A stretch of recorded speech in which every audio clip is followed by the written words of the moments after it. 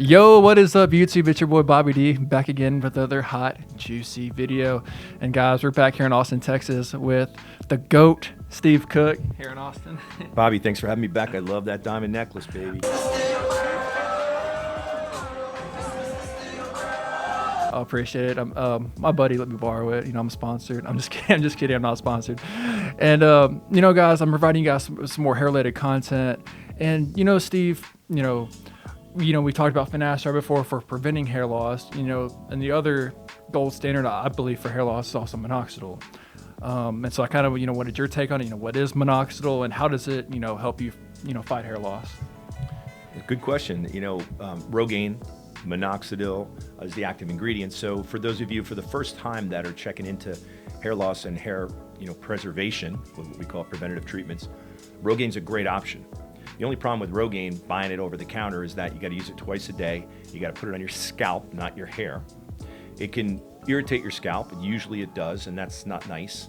And we're busy people, I'm sure, so it's hard to use twice a day. So we kind of mentally convince ourselves that if we just put it on once a day, it's good enough. Well, that's not always the case. As a matter of fact, rarely is that the case. So what do?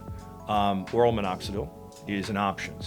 But minoxidil, and I think your question, Bobby, was, you know, well, let's tell everybody what minoxidil does. It's very interesting. It actually, every time I talk about it, I'm more kind of impressed and interested. So before I say that, right, the finasteride, the Propecia, what that does is that blocks that bad agent. It blocks that DHT, which is attacking your hair. Your hair is under attack from your own body. So your testosterone in the male body is converting to DHT. It's attacking your hair.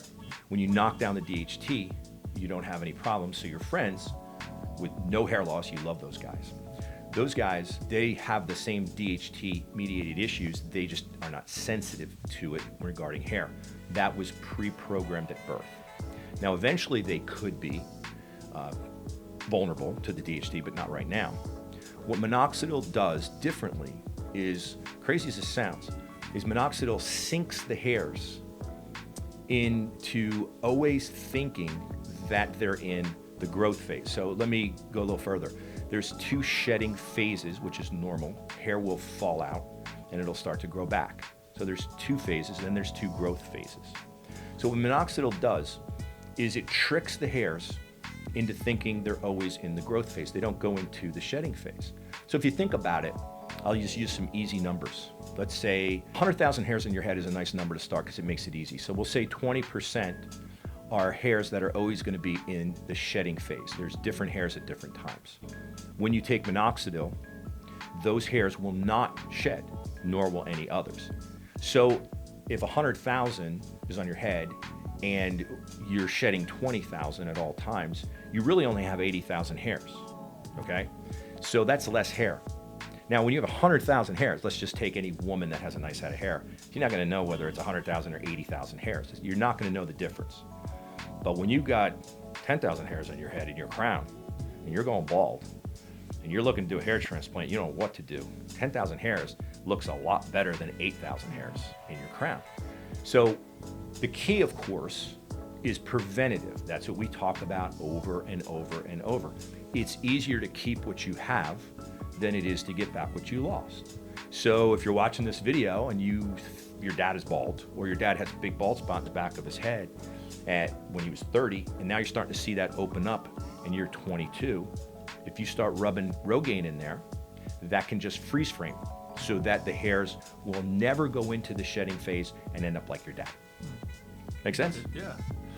Yeah, Steve, that's some great information. You know, I've actually had my dad try it he did use it when he was younger for a little bit, but then he was just like, screw it, I'm just gonna just embrace it and shave it. He's a better man than I am. Yeah, we've seen my previous videos of me bald. I can't do that. I just can't. I can't pull off the Vin Diesel. It's not me. But you know, for some people, you know, minoxidil might be a great tool in your toolbox to, you know, help you fight hair loss with finasteride. I believe if you use both, it'd be more beneficial. And yeah, guys, if you want to take it, it's up to you. And hope you like this video and stay tuned for more hair related content coming your way.